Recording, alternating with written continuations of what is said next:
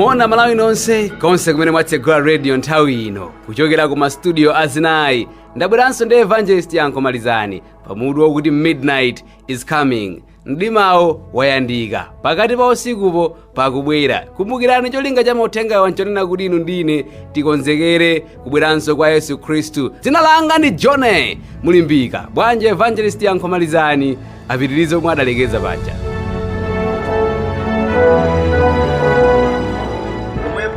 Ufumu wakumwamba udzafanizidwa ndi anamwali 10 amene anatenga nyali zawo natuluka kukakomana ndi mkwati. Ndipo asanu a iwo anali opusa ndi asanu anali ochenjera.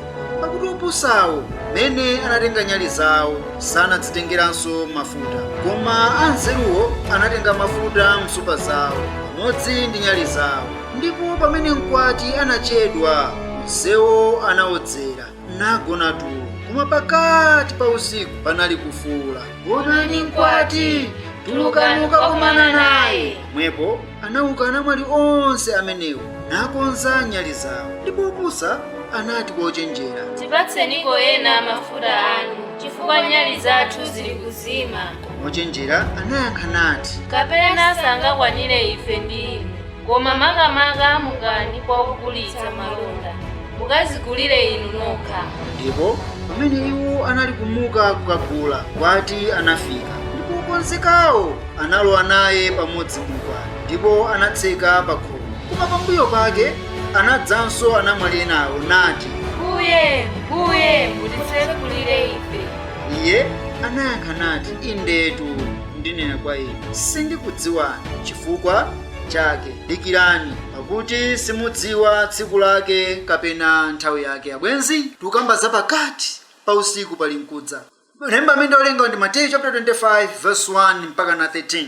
M'bale wanga, ukaliyang'ana dzikoli, mlongo wanga, ukaliyang'ana dziko lapansili, ukamuyang'ana Malawi muzochitika zake, zonse zikuonetsa kuti pakati pa usiku pali mkudza. Anthu akumafa, anthu akufa ngati udzudzu umene umafera ku dziko lonse lapansi, mawa, madzulo, masana. M'bale wanga, koma udziwe kuti mawa ndi iweyo. Funso langa ndilonena kuti kodi wakonza moyo wako? Kodi moyo wako wopereka m'manja mwa Yesu Khristu mwini moyo ndi mtendere? Muphunziro tsiku la lero pamene tsono tikulowa mkati mwa mauti pakati pa usiku pali mkudza. Pa verse 6, pamene mkwati anachedwa, anamwali onse anawodzera nagona. Ndi verse 6 akunena kuti koma pakati pa usiku panali kufuwula, onani mkwati, tulukani mukakomana naye. M'bale wanga, zochitika zonse zikuonetsera kuti pakati pa usiku payandika. Tiona zinthu zingapo zomwe zimachitika pakati pa usiku, tione kuti moyo unowo ndi muzochitika za pakati pa usiku tiufanizira motani moyowo, chifukwa zochitika ndi zochitika zambiri kwa basi. Ndikuwerenga nanu 1 Mafumu chapter 3 verse 16 mpaka na 28. Umvetsere bwino m'bale wanga udeke, pamenemu muli nkhani yayikulu ndi masiku athu ano. 1 Mafumu chapter 3 verse 16 mpaka na 18 pali mawu awo. Pamenepo analowa kwa mfumu akazi awiri, ndiwo adama, nayima pamaso pake. Ndipo mkazi mmodzi anati, mbuye wanga, ine ndi mkazi uyu tikhala awiri mnyumba imodzi, ndipo ine ndinaona mwana, iye ali mnyumbamo. Ndipo kunachitika kuti tsiku lachitatu nditaona ine mwana, mnzangayu anaonanso mwana, ndipo ife tinali pamodzi.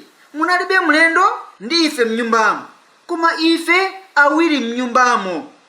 Ndipo mwana wa mnzangayu anamwalira usiku, pokhala iyeyo anamgonera. Ndipo iye anauka pakati pa usiku natenga mwana wanga ku mimba kwanga, mdzakazi wanu ndili mtulo, namuyika mfukato mwake, nayika mwana wake wakufa mfukato mwanga. Ndipo pouka ine mmawa kuyamwitsa mwana wanga, ndaona ngokufa, koma nditamzindikira mmawa ndaona si mwana wanga wobala ine ayi. Ndipo mkazi winayo anati, iyayi, koma wamoyoyu ndiwo ndi mwana wanga, ndipo akufayi ndi wako. Ndipo uja anati, iyayi, koma wakufayi ndi mwana wako, ndi wamoyoyu ndi mwana wanga. Motero iwo analankhula pamaso pa mfumu. Tsono mfumu inati, uyu akuti wamoyoyu ndiye mwana wanga, ndi wakufayu ndiye mwana wako. Ndipo winayo akuti iyayi, koma mwana wako ndiye wakufayu, ndi mwana wanga ndiye wamoyoyu. Niti mfumu, kanditengereni chimpeni. Ndipo iwo anabwera ndi chimpeni cha mfumu. Mfumu niti, dula pakati mwana wa moyoyu, nupatse mmodzi chipinjiri ndi wina chipinjiri chake. Koma mkazi amene mwana wa moyo anali wake analankhula ndi mfumu, popeza mtima wake unalira mwana wake, nati, ha, mbuye wanga, mumpatse uyo mwana wa moyo osamupha konse. Koma winayo anati, asakhale wanga kapena wako, dulani. Pamenepo mfumu inayankha niti, mumpatse wachifundo uyo mwana wa moyo osamupha konse, uyo ndiye amache. Ndipo Aisraeli wonse anamva maweruzidwe ake. Idaweruza mfumu, nawo pa mfumu pokhala anaona kuti nzeru ya Mulungu inali mwa iye yakuweruza pakati pa usiku. M'bale wanga, malemba ngokoma kamawerenga, usamawerenge malemba mothamanga, koma pang'ono. Nkhani imene tawerenga apa, akazi awiri adama adapita kwa mfumu Solomo kuti mlandu wawo ukaweruzidwe, pakuti mkuuka kwawo adapeza kuti mwana wina ngwakufa, wina ngwamoyo, ndi amalimbirana anawo. Koma wina pakufotokoza kwa mfumu mlandu umene tawerengera, akufotokoza mawu osangalatsa kwambiri mu verse 20. Akunena kuti, ndipo iye anauka pakati pa usiku, natenga mwana wanga kumimba kwanga, mdzakazi wanu ndili mtulo, namuyika mfukato mwake, nayika mwana wake wakufa mfukato mwanga. M'bale wanga, pakati pa usiku pali mkudza. Pakati pa usiku pamachitika zoyipa zambiri kulingana dziko lapansi. Zochitika pakati pa usiku ndi zoopsa. Hakuba amavuta pakati pa usiku, kuphana kumachitika pakati pa usiku, zaufiti pakati pa usiku, kudulana ziwalo pakati pa usiku, uhule pakati pa usiku, zimachitika zambiri pakati pa usiku. Ukalona dzikoli pakati pa usiku pali pamphuno, konzeka m'bale wanga. Nkhani iyi kuti pakati pa usiku munthu mwana wake ali kumimba kwace, koma ukapezekatu chifukwa cha tulo, wina bwera pakati pa usikupo ndikunchotsa mwana bwino, iyo satulumuka, ndikamuyika kuchifukato kwake, ndikutenga wina wakufa ndikamuyika kumimba kwa nzakeyo akadali mtulo. Ndifake maphunziro apitawa timafotokoza kuti dziko lapansi lagona, anthu okhulupirira agona, Satana akuchotsa katundu osiyanasiyana muzifukato za anthu. Satana akuchotsa chikhulupiriro cha ana Mulungu pang'ono chifukwa anthu agona, tulo komerera pakati pa usiku. Zochitika za COVID-19 ukaziyang'ana bwinobwino m'bale wanga, woyipayo akulanda zinthu pang'ono, koma anthu sakuona, sakuzindikira. Kukutseka pakamwa m'bale wanga ndikulanda ufulu wakulankhula pang'ono pakati pa usiku m'bale wanga pali mkudza.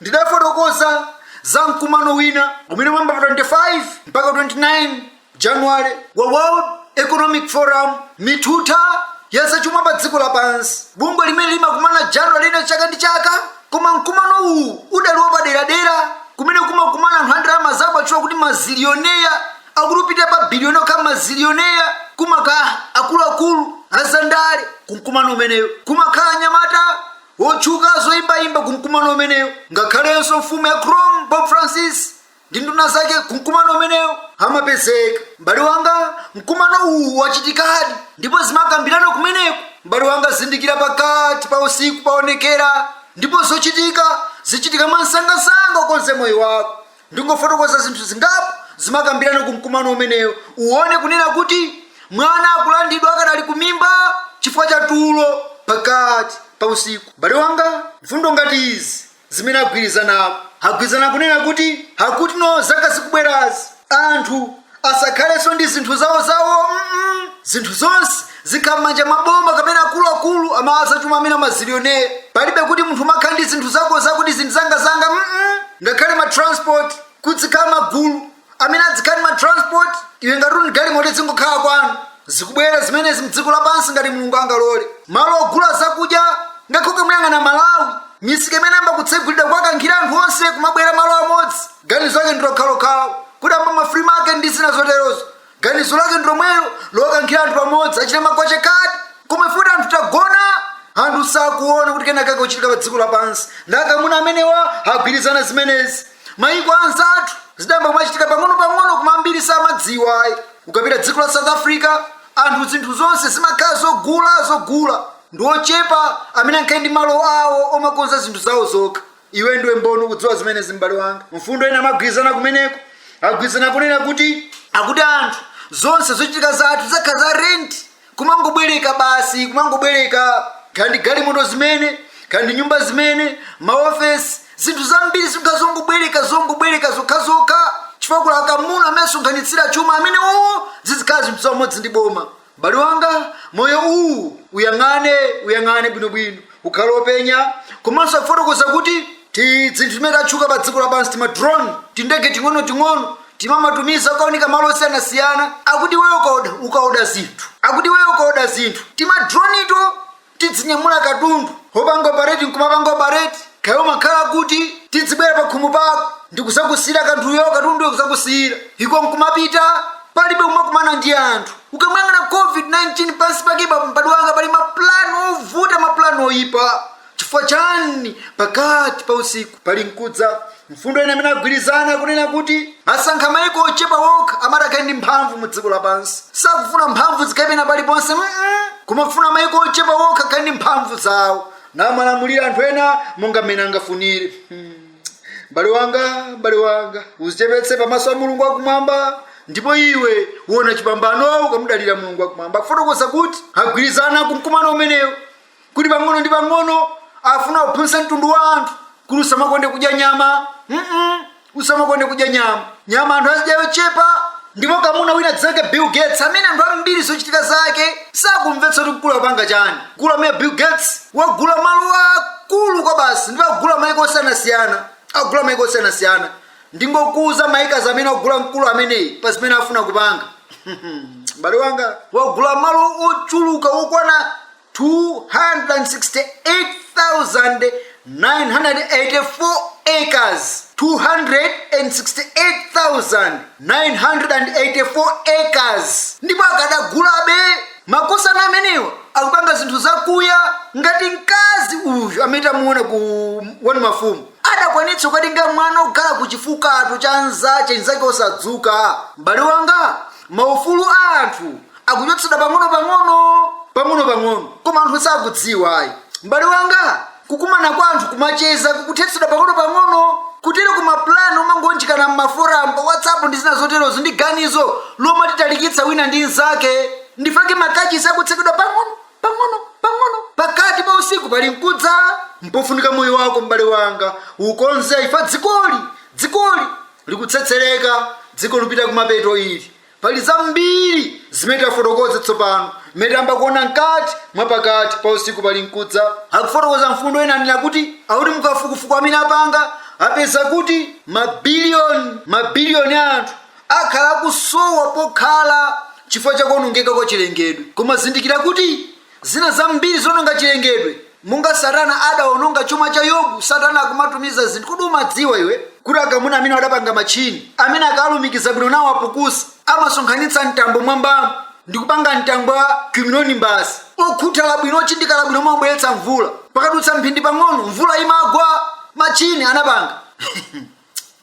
Zinthu zinazi m'bale wanga ndikupemphera kuti mzimu ina kuthangati kuti uzione nukonze moyo wako. Amalawi tsegulani maso muone pakuti mdima uwu kuti ukudziwa kuti ukamalinga m'buku lopatulika ndilo mawu Mulungu Bible muli akazi awiri osati akazi akadamawa koma ndifuna uone chimene akazi awiri amene wali. Ndikumbukira tidionapo phunzo lina mmene timaona nkhani ya Chivumbulutso chapter 17 tidionapo mkazi wachigololo wokhala pa madzi ambiri wokhala pa chilombo chofiiritsa koma ndifuna ndikuonetsera akazi awiri amali m'buku lopatulikali nde uone kuti agwirizana bwanji ndi pakati pa usiku. Ndikamba ndawerenga Chivumbulutso chapter 17 sindikambapo zambiri fadadutsa kale koma ndifuna ungoona verse 1. Ndipo anadza mmodzi mwa angelo asanu ndi awiri akukhala nazo mbale zisanu ndi ziwiri nalankhula ndi ine nanena, idza kuno ndidzakuonetsa chitsutso cha mkazi wachigololo wamkulu wokhala pa madzi ambiri amene mafumu a dziko anachita chigololo naye. Ndipo iwo akukhala pa dziko analedzera ndi vinyo wachigololo chake ndipo anandidzera kunka nane ku chipululu mu mzimu. Ndipo ndinaona mkazi ali kukhala pa chilombo chofiiritsa chodzala ndi mayina a mwano chakukhala nayo mitu isanu ndi iwiri ndi nyanga 10. Ndipo mkazi anafa chibakuwa ndi mlangali, nakometsedwa ndi golide ndi miyala ya mtengo wake ndi ngale, nakhala nacho mdzanja lake chikho cha golide chodzala ndi zonyasitsa ndi zodetsa za chigololo chake. Ndipo pamphumi pake panalembedwa dzina: Chinsinsi, Babulo waukulu, amayi wa chigololo ndi wa zonyasitsa za dziko. Mkazi uyu posakamba zambiri, koma ukangomva mavesi amene ndawerenga ndikulingalira, upeza kuti mkazi uyu sapanganso zawo mulungu. Wakwera pa chilombo chofiiritsa ndi wa chigololo. Mafumu a dziko, ma president akupanga naye chigololo, akumvera zimene mkazi akufuna. Amulemba pamphumi pake kuti si mkazi wamba, ali ndi zinsinsi, ndi Babulo waukulu, ndi amayi wa achigololo, ali ndi ana ache, ndi wa zonyasitsa za dziko zonse. Mkazi ameneyo umuone choncho, ngwa chigololo mene alilimo. Ndiye ndiwerenga naonenso za mkazi wina, Chivumbulutso chapter 12, uone za mkazi wina mene malemba akumfotokozera mwake. Akuzike Yehova chifukwa cha mawu amoyo. Chivumbulutso chapter 12 ndikuwerenga kuyambira verse 1. Ndipo chizindikiro chachikulu chinaoneka mmwamba, mkazi wovekedwa dzuwa ndi mwezi kumapazi ake, ndi pamutu pake korona wa nyenyezi 12. Ndipo anali ndi pakati, ndipo afuula ali mkubala, ndi kumva zowawa zakubala. Ndipo chinaoneka chizindikiro china mmwamba, taonani chinjoka chofiira chachikulu chokhala nayo mitu 7 ndi nyanga 10, ndi pamutu pake nduwira zachifumu 7. Ndipo mchira wake uguza limodzi la magawo 3 a nyenyezi za mmwamba, nuziponya pa dziko. Ndipo chinjoka chinayimirira pamaso pa mkazi akuti abale, kuti akabala icho chikalikwire mwana wake. Ndipo anabala mwana wamwamuna amene adzaweruza mitundu yonse ndi ndodo yachitsulo. Ndipo anakwatulidwa mwana wake amuke kwa Mulungu ndi kumpando wachifumu wake. Ndipo mkazi anathawira ku chipululu, kumene anali nayo mbuto yokonzekeratu ndi Mulungu, kuti kumeneko akamdyetse masiku 1,000 ndi 250. Haleluya! Malemba okamba za mkazi wina amene pamwamba pake ndozungidwa ndi nyenyezi. Dzuwa nalo lamuveka mkazi, waponda pa mwezi. Ndipo kambapo zochepa za mkazi, zindikira dzuwalo ndi Yesu, pakuti Yesu ndiye dzuwa la chilungamo. Nyenyezi 10 atumwi 12, komanso mwezi kumapazi ake, kuwala mawu a Mulungu. Davide adafotokoza kale, mawu ndiyo nyali kumapazi anga ndi kuwunika kwa panjira yanga. Zindikira kuti mwezi umatenga kuwala kwake kudzuwa. Ndidaphunzira mbuyo kuti mkazi amayimirira mpingo. Pa dziko lapansi pali mipingo 2 yokha basi: mkazi wachigololo, amayi wachigololo ndi ana ache. Ndipo pali mkazi wovekedwa dzuwa. Ngati inu gulu la anthu okhulupirira latsamira pa Yesu yekha basi, Yesu ndikhala mutu wa gulu la anthu okhulupirira, mpingo ngwa Mulungu. Koma ngati pali munthu wina pa mutu pa gulu la anthu okhulupirira, namazijambula maposta, adakhumbatira ndi akazi awo nayika mkati ngati pa misewu, Yesu asaonekapo. M'bale wanga usamale, fa pakati pa usiku pali mkudza. Ngati mpingo wa Mulungu gulu la anthu okhulupirira litsamira pa malemba okha basi, osekapo nzeru za anthu, ma traditions, zindikira kuti Yesu alipo pamenepopo. Ngati mpingo wa Mulungu gulu la anthu okhulupirira litsamira pa chiphunzitso cha atumwi, zindikira kuti alipo pamenepo Yesu Khristu. Komanso unguona akukamba zoti chinjoka chofiiritsa kuja mkazi wachigololoyi wakhala pa chilombo chofiiritsa. Chilombo chindi mitu 7, apanso chinjokacho chindi mitu 7. M'bale wanga, mkazi wachigololoyi akumlamula ndi Satana. Usamale ndi moyo wako, pakati pa usiku pasadadze ndiba ndiphunzira kutsogoloko nkhani akazi awiri amenewo. Koma kwalero mafuna uzindikire kuti akazi amene awerenga ku nkhani ya Solomo amadakanganirana mwana. Mkazi wina woyipa nakalanda mwana wanzache. Mkazi wachigololo uyu akulanda zinthu za anthu okhulupirira. Ndifaki Yesu mufanizoli akamba za anamwali ena 5 ochenjera, ena opusa. Anamwali opusa katundu akulandidwa pang'ono. Koma ifo cha zituko za dziko lapansi anthu ambiri sakudziwa. Ngakhale magulu anthu ambiri okhulupirira katundu awo alandidwa anthu sakudziwa, akuyendabe mu mdima. Ngakhale otumikira ambiri akumidwa ndi maphunziro a dziko lapansi, afuna chota ma doctors, koma choonadi cha Mulungu amba machitaya pang'ono. M'bale wanga, mkazi wachigololo akulanda ana. M'bale wanga, chikhulupiriro chako mkazi wachigololo alanda. Samala ndi moyo wako, mpofunika kukonza nthu asadafike patali, sadavute. Mkazi wachigololo uyu ndi wakuba, ndipo ndi amene akuchita zonse pogwiritsa ntchito anyamata ake amene ndafotokoza.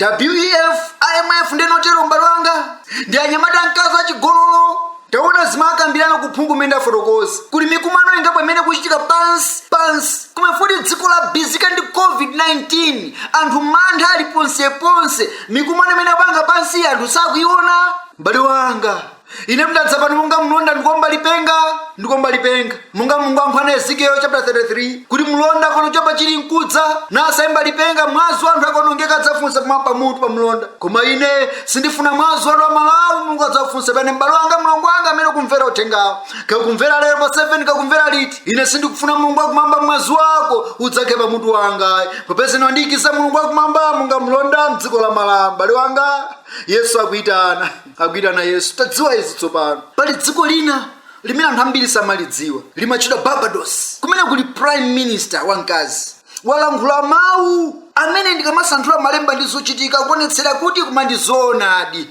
pakati pa usikupa payandika tsopano. Dzina lake ndi Ama Mole. Walankhula mawu kunena kuti pa 7 February dziko lonse la Barbados lisagwire ntchito limene likhala Sunday. Ndakufotokoza kunena kuti aliyense aonetsetse ikamazati 12 o'clock dzuwa lili adzakhala kugwada namapemphera. Ndi mayi sadalekeze pomwepo ganizo ndi labwino kupempherera dziko lawo kuti mwina mwake Mulungu achite chifundo matenda achotse pakati pathu. Kodi ukudziwa zilipo zina zimene anthu amalankhula koma samadziwa kuti akulankhula pyolera mwandani? Ndifukwa chaketu tsiku lina Yesu akuphunzitsa adamuwuza Petro kuti choka Satana pita kumbuyo kwanga. Yesu samanaya Petro iyi koma Yesu amang'ana mopyoza kuseri kwa Petro amona Satana akulamulira monga milona kama zachinjoka kunena Satana amaluwa mosiyanasiyana analamulira. Ndi mayi uyu pakulankhula izi akulankhula ndi maganizo ake monga munthu abwino koma kuseriko kuli zimene iyeyo sakuzidziwa. Ndi Ama Mole prime minister wa Barbados wafotokoza monjeza kunena kuti ndipo akupempha mabungwe akuluakulu a dziko lapansi kuphatikizapo UN kuti apemphe maiko wonse pa dziko lonse lapansi kuti akhazike lamulo kuti Sunday anthu apemphere kuti matenda achoke anthu asamagwire ntchito. Haleluya. Baloke pakati pa usiku pali mkudza utsegule maso ako mwana asafike kulandidwa kumimba kwako ifa cha tulo chikhulupiriro chako chisalandidwe maso ako asatsekeke. Kuti ukudziwa kuti zimene walankhula mayi uyu ndafunsapo funso ena mbuyo maphunziro ambuyo kuti nchifukwa chani zonse zochitika za covid-19 zikumangotchula Sunday.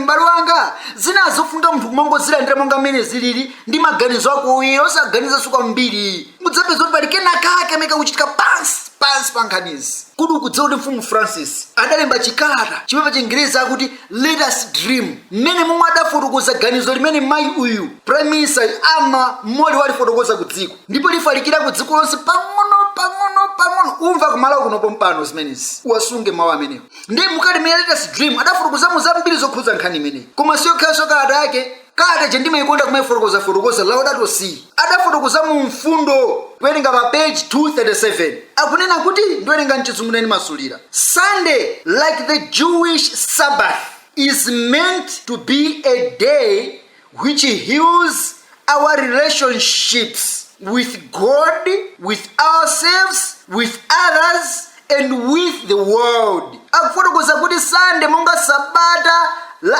Ayuda monga kulemba kwa iyeyo mfumu Francis akuti lakhazikitsidwa monga tsiku limene likuyenera kuchiza maubale athu ndi Mulungu ife eni anzathu ndi dziko lonse. Chotero mauphungu wonse amene akupanga kumanena kuti anthu akatenga Sunday monga Sabata matenda a covid-19 adzatha komanso chilengedwe chibwerera. M'bale wanga zofunika kusamala kwambiri koma ngakhale zili chonchi munthu ina kalekale adalemba buku limene limatchedwa kuti Great Controversy ulipeze pa internet limapezeka ndikuwerenga pa page 590 paragraph 1 pali mawu awa. It will be declared that men are offending God by the violation of the Sunday Sabbath. Adalemba kalekale izi sanachitike akuti kutsogoloku adaona kutsogolo kunena kuti anthu amene adzakani kusunga Sunday monga Sabata akuti adzatengedwa kuti akumulakwira Mulungu wakumwamba.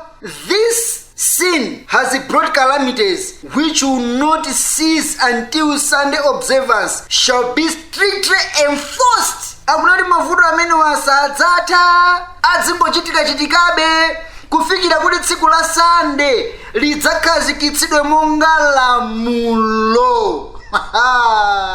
Bado anga zolemba zimene zidalembedwa m'buku ili kupeza ndi zimene zikuchitika nde pa dziko lapansi. Sindimaliza kunafa nthawi yanga ndo ndichepera ulipeze iweyo werenge. Ndifuna mbire kumapereka othengatu kwambazo pakati pa usiku pali mkudza. Abale anga ndikuwerenga Oweruza chapter 16 verse 3. Koma Samson anagona pakati pa usiku, nauka pakati pa usiku, nagwira zitseko za pa chipata cha mudzi ndi mphuthu ziwirizo, nazika pa mapewa, nakwera nazo pamwamba pa phiri lili pa ndunji pa Hebroni. Bado wanga ngakhale nayenso Samsoni pamene anali ku Gaza, anthu a Gaza nkumva kuti Samsoni abwera mudzi muno, adankumaniza nane kuti mudikire mama wati dzamupha. Ndi Samsoni anadikira kuti pafike pakati pa usiku, pakafika apange kena kake. Ndipo patafika pakati pa usiku onse amene anadikira Samsoni adagona.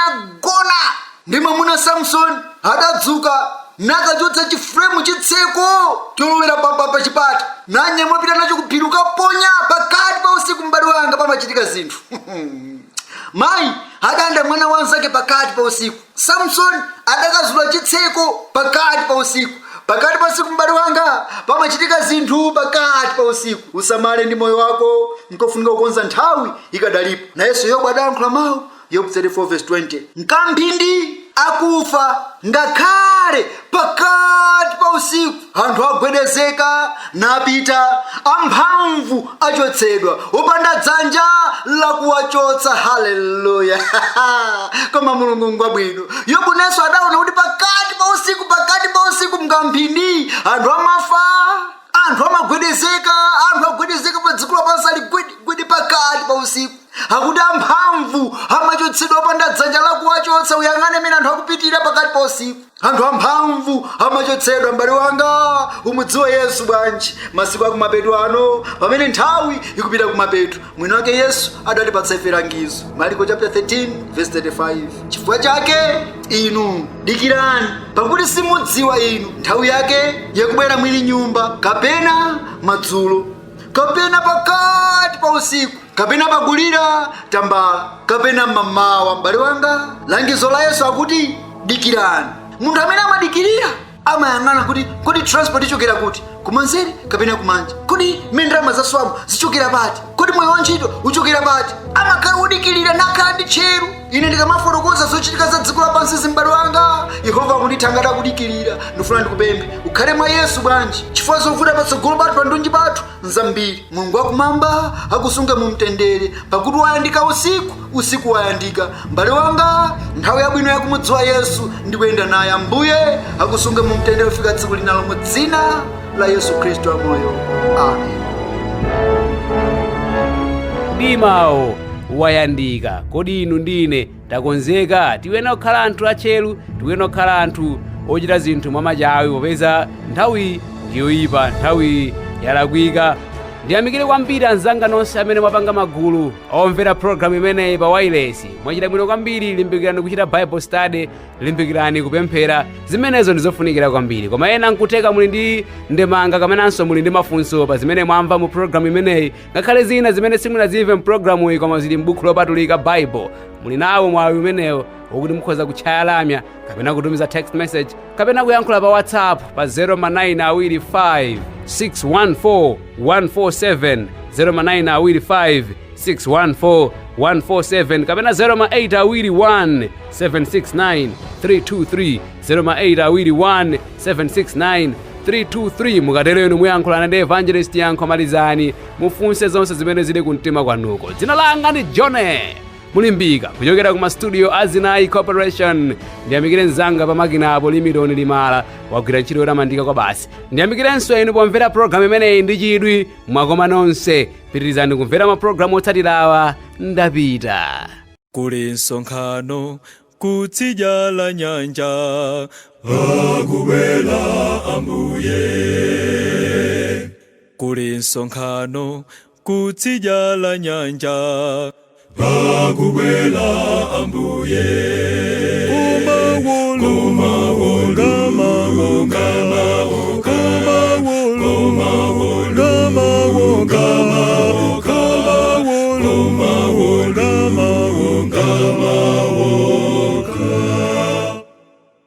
Hadzapita nawo.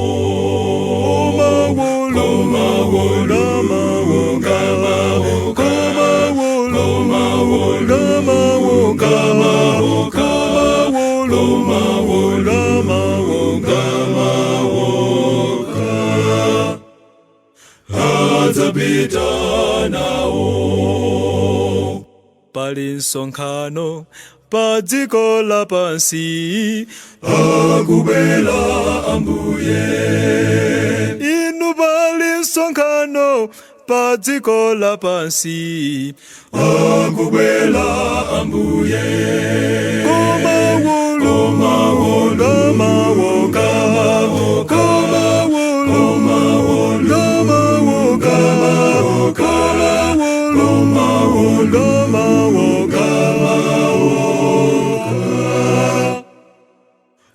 adzapita nawo.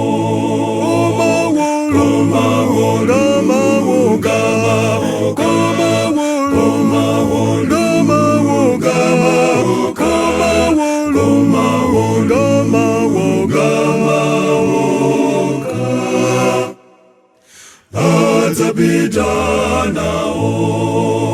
Koma adzapita nawo. Inu mudzapita nawo. Ife tidzapita nawo.